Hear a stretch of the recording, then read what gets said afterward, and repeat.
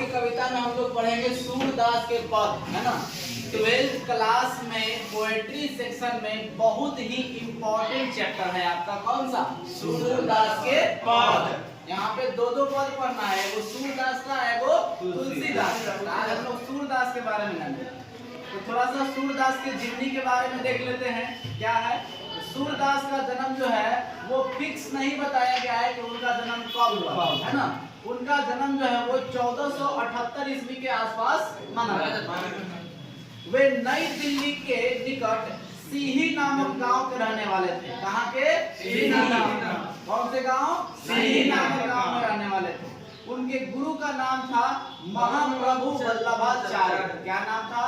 महाप्रभु Vallabhacharya. Objective question बनता है, सूरदास के गुरु कौन थे? वल्लभाचार्य, है ना।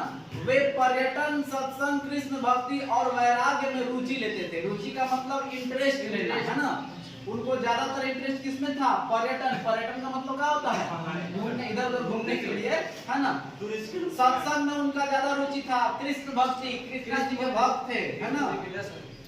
कहते हैं उनका वह जन्म से जो है ना अंधे थे, या तो बड़े होने पर उनकी दोनों आंखें चली गई थी। यानी कि ये कंफर्म नहीं बताया गया था कि उनकी आंखें बचपन से नहीं थी कि बड़े होने के बाद उनकी आंखें चली गई, लेकिन वो अंधे थे, इतना बात कंफर्म बताया गया, है ना।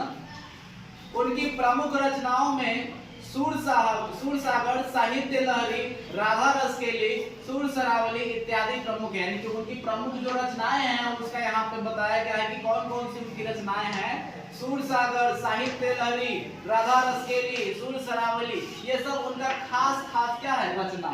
तो ऑब्जेक्टिव क्वेश्चन बन सकता है इस प्रकार से कि निम्नलिखित में से कौन सूरदास की रचना है? एक में से एक ऑप्शन डाल देगा, या निम्नलिखित में से कौन सूरदास की रचना नहीं है। तो 3 वो इसमें से डालेगा, एक वो एक्स्ट्रा डाल देगा। तो आपको याद करना होगा कि कौन कौन सी इनकी रचना है। आगे कहते हैं उनकी मृत्यु जो है वो 1583 ईस्वी में हो गई थी। मृत्यु कब हुई थी? 1583 ईस्वी में। महाकवि सूरदास जो है वो श्री कृष्ण के बारे में बहुत अच्छा लिखते हैं। ज्यादातर वे वात्सल्य रस के बारे में, वात्सल्य रस के मतलब वात्सल्य रस के बारे में लिखा करते हैं। ये वात्सल्य रस क्या होता है? वात्सल्य रस का मतलब होता है वैसी कविताएं जिनमें एक माता पिता का पुत्र के प्रति प्रेम को दर्शाया जाता है, वो वात्सल्य रस की कविताएं होती है, ठीक है ना। वात्सल्य भाव का मतलब वो चीज, वैसी भावना जिसमें माता पिता का उसके पुत्र के प्रति प्रेम को दर्शाया जाता है, दिखाया जाता है, ठीक है ना। तो क्या बता रहे हैं कि ज्यादातर वे वात्सल्य रस के बारे में लिखा करते हैं, यानी कि ज्यादातर माता पिता के प्रेम पुत्र के प्रति क्या होता है उसके बारे में ज्यादातर लिखा करते थे। चलिए यहाँ पे आपको दर्शाया भी गया है कि वात्सल्य रस का मतलब होता है माता पिता का अपने संतान के प्रति प्रेम को दर्शाना, ठीक है। तो ये कुछ बातें थी उनकी जीवनी के बारे में। अब हम लोग बढ़ते हैं अपने चैप्टर की। इसमें पहला लाइन कह रहा है, पहले लाइन में पहले हम ऊपरी बता देते हैं आपको कि पहले पंक्ति में जो सूरदास हैं वो ये बताते हैं कि क्या बोलते हैं, अरे कृष्ण जी की माँ जो है यशोदा माँ, वो श्री कृष्ण को भोर होने पर जगा रहे हैं, माने उठा रहे हैं कि अब उठ जाइए, जग जाइए, भोर हो चुका है। तो उसको इस लाइन में जरा किस प्रकार से बोलते हैं जरा सुनिएगा। जागिए ब्रजराज कुंवर कुसुम फूले, कुंवर कुसुम, क्या लिखा है? जागिए ब्रजराज कुंवर कमल कुसुम फूले, कुमुद वृंग संकुचित भय वृंग लता भूले। ध्यान से समझिएगा, इसमें क्या कर रहे हैं। देखिए इसको जब एक्सप्लेन करने की बारी आएगी तो एक्सप्लेन कैसे करना है, एक्सप्लेन करने के लिए आता है क्वेश्चन, ठीक है ना। ऐसे ही 2 लाइन देके कहेगा कि इसका भावार्थ लिखे या इसकी व्याख्या करे।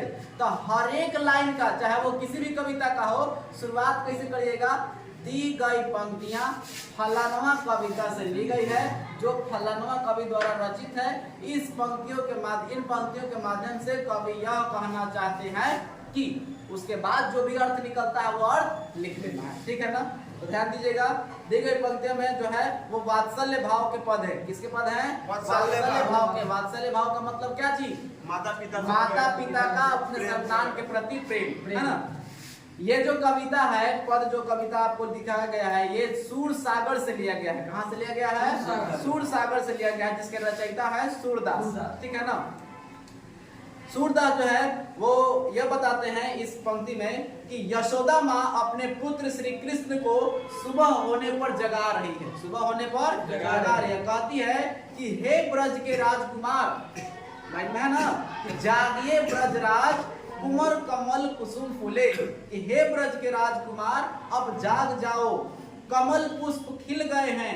कमल पुष्प का मतलब कमल का फूल, कमल के फूल भी क्या हो गए हैं? खिल गए हैं। कुमुद भी बंद हो गए। देखिए कुमुद भी जो है ना वो फूल का ही नाम है, जो रात में फूल आता है और दिन में सिकुड़ जाता है ना।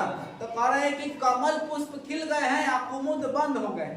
मतलब समझ रहे हैं ना? कुमुद कब बंद होता है? भोर होने पर। तो वो भोर होने का संकेत दे रहे हैं कि फलानवा फलानवा काम हो रहा है, अर्थात कोची हो चुका है, सुबह हो चुका है, भोर हो चुका है। ठीक है ना।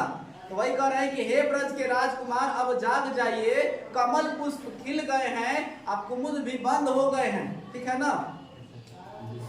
आगे अगला लाइन में कहता है कि तमचुर खग रोर सुनत बोल बनराई, रामवती गो खरिकन में बछरा हितधाई। तमचुर का मतलब होता है मुर्गा। तमचुर का मतलब मुर्गा होता है, ध्यान दीजिएगा। कहता है इस पंक्ति में यशोदा माँ अपने पुत्र श्री कृष्ण को जगाते हुए कह रही है कि हे ब्रज के राजकुमार अब जाग जाओ, सवेरा हो चुका है। तमचुर खग रोर सुनह बोलत बनराई। तमचुर का मतलब क्या बता रहे हैं? मुर्गा। जो सवेरा होने का प्रतीक, जब मुर्गा बांग देता है, बांग देने का मतलब जो भोर में बोलता है, भोर होने पर मुर्गा चिल्लाता है ना जी, बांग देता है, उसी को बोलते हैं बांग देना। वो भोर होने का प्रतीक है। तो वही बात बता रहे हैं कि मुर्गा सुबह सुबह क्या हो रहा है? बांग दे रहा है। पक्षियां वो चिड़िया का कलरव प्रारंभ हो रहा है। पक्षियां जो है ना सुबह सुबह चहचहा रही हैं। गौशाला में गौएं बछड़ों की ओर रंभा रही है। गौशाला में देखिए भोर होने पर गाय रंभाने लगता है, हाँ हाँ करता है ना।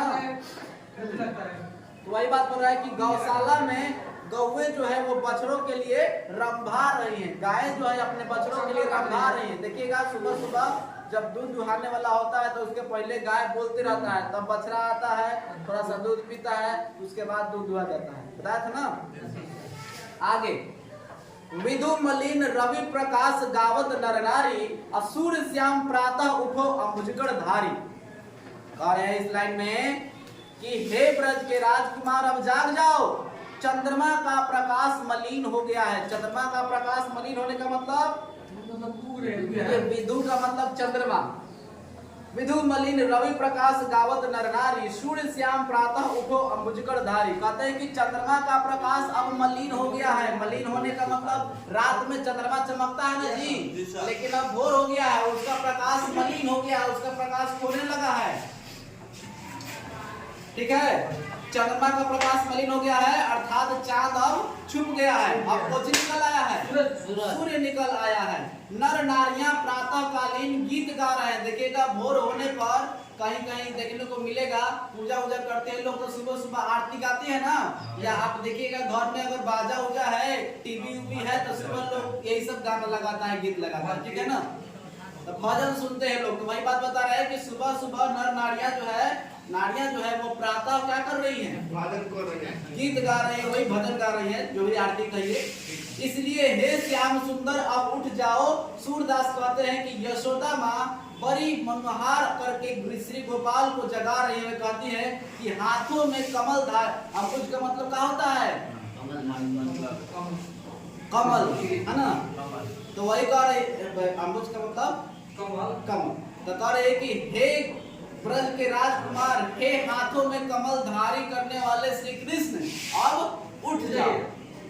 मतलब हर एक लाइन में अनुज मतलब बेटा, अनुज नहीं, अम्बुज। अम्बुज मतलब अनुज दूसरा होता है, अनुज का मतलब छोटा भाई। अब सुनिए, अब थोड़ा सा यहाँ पे हम लोग टॉपिक को चेंज करते हैं। टॉपिक चेंज हो रहा है यहाँ से। अब जो है ना वो तो उठ गए हैं। अब उठ जाने के बाद जो है वो दूसरे दृश्य के बारे में चर्चा कर रहे हैं। जब श्याम सुंदर श्री कृष्ण जो है वो अपने पिता के गोद में बैठकर भोजन कर रहे हैं, और उस दृश्य को देखते हुए यशोदा माँ क्या बोलती है जरा सुनिएगा।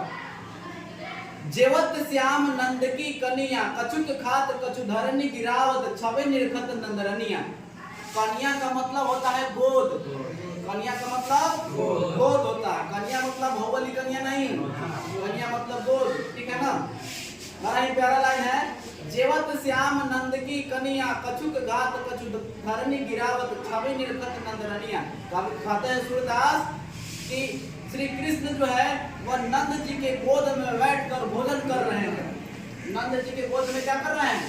भोजन कर रहे हैं। नंद कौन है? कृष्ण के पिताजी, है ना। तो नंद जी के गोद में बैठकर भोजन कर रहे हैं, और वो कुछ अपने खाते हैं या कुछ धरती पे भी गिरा देते हैं, है ना।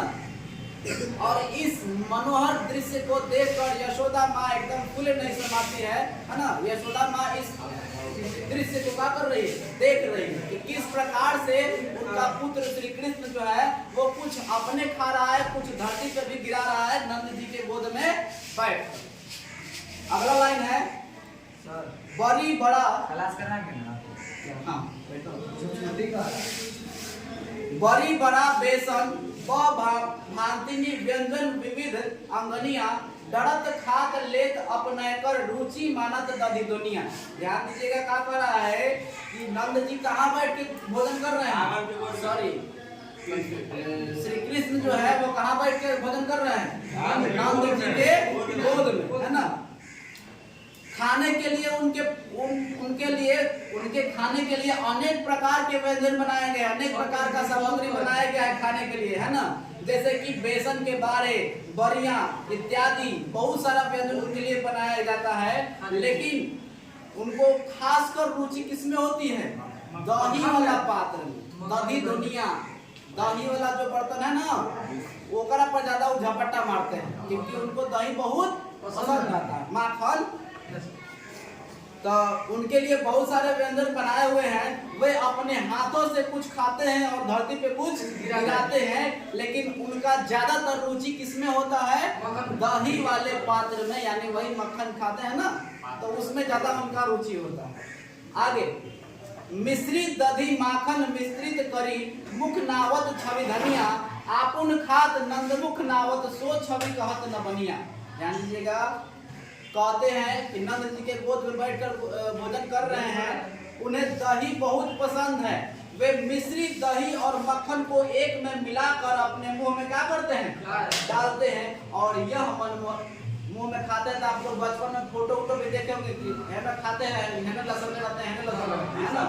तो उसी प्रकार से कुछ अपने खाते हैं, कोने लपेटते हैं, कोने लपेटते हैं, थोड़ा सा नीचे गिराते हैं। इसी प्रकार से वो तीनों चीज को मिलाकर क्या करते हैं? अपने मुंह में डालते हैं। और इस मनोरम दृश्य को कौन देख रही हैं? यशोदा माँ। ऐसे दृश्य को देखकर वो धन्य हो जाते। देखिएगा, कभी कभी छोटा बच्चा घर में होता है तो ऐसा कुछ काम करता है ना कि देख के बड़ा ही मनमोहक मतलब लगता है, कैसे वो कर दिया। या कभी कभी कुछ ऐसा वर्ड बोलेगा ना कि लगेगा कि मतलब अजीब टाइप से, एकदम प्यारा सा लगता है ना। तो कह रहा है कि वो खुद भी कुछ खाते हैं, कुछ नंद जी के मुंह में भी खिलाते हैं, कुछ अपने भी खा रहे हैं और कुछ अपने पिता नंद जी के मुंह में भी खिला रहे हैं। और ऐसा मनमोहक दृश्य देखकर कुछ कहे नहीं बनता है। कहते ना कि ये चीज अकथनीय है। इस चीज को बताने के लिए मेरे पास शब्द नहीं, बोला जाता है ना। कभी कभी ऐसा खुशी होता है जिसको आप बयान नहीं कर पाए, दो लफ्जों में ये बयान ना हो पाए। कोई गाना है ना जी, तेरी मेरी प्रेम कहानी, तो ऐसा ही कुछ है। वो इस प्रकार का मनमोहक दृश्य है जिसको किसी शब्द में बयान करते नहीं बनता है ना। लास्ट लाइन है, जरा सुनिएगा। जो रस नंद जसोदा बिलसत, जो नहीं तीनों भवनिया, भोजन करी नंद अचमन लिहो, मांगत सूर जुठनिया। देखिए, अचमन का मतलब होता है खुला करना। अचमन का मतलब खुला करना, मतलब खा पी के मुंह धोना। कहते हैं कि इस दिव्य क्षण को जो आनंद और यशोदा को मिल रहा है, मतलब ये जो क्षण है, ये जो दृश्य है, वो दृश्य किसको मिल रहा है? यशोदा माँ को, नंद जी को। ऐसा दृश्य देखने को जो उनको मिल रहा है वो सबको नहीं क्या बोलते हैं, सबके भाग्य में नहीं होता है ना। इस दिव्य क्षण को देखकर जो आनंद उनको मिल रहा है वो तीनों लोक में किसी को नहीं मिल सकता। भोजन करने के बाद नंद जी श्री कृष्ण जो है वो पूला, नंद जी और श्री कृष्ण जो पूला करते हुए मुद होते हैं और सूरदास जो है वो उनका जूठन प्रसाद के स्वरूप में मांगते हैं। मांगत सूर जूठनिया, है ना। सूरदास जो है वो श्री कृष्ण जो भोजन करके मुंह हाथ धोने गए हैं तो उनका जो बचा हुआ जूठन है वो प्रसाद के रूप में क्या करते हैं? मांगते हैं, खाते नहीं, मांगते हैं। मांगत सूर जूठनिया, ठीक है ना। तो इस प्रकार से आपका सूरदास का चैप्टर खत्म होता है। इसमें जो भी आपको ऑब्जेक्टिव आएगा वो इसी के अंदर से आएगा, ठीक है ना। तो ऑब्जेक्टिव क्लियर कर लेना, सब्जेक्टिव क्वेश्चन देख लेना, जो क्वेश्चन होगा वो हमको बता देना, ठीक है ना। चलो अगले क्लास में हम लोग नेक्स्ट टॉपिक करेंगे, मिलते हैं अगले क्लास। सबसे पहले चैनल को सब्सक्राइब कीजिए, लाइक करें। अच्छी सर जी।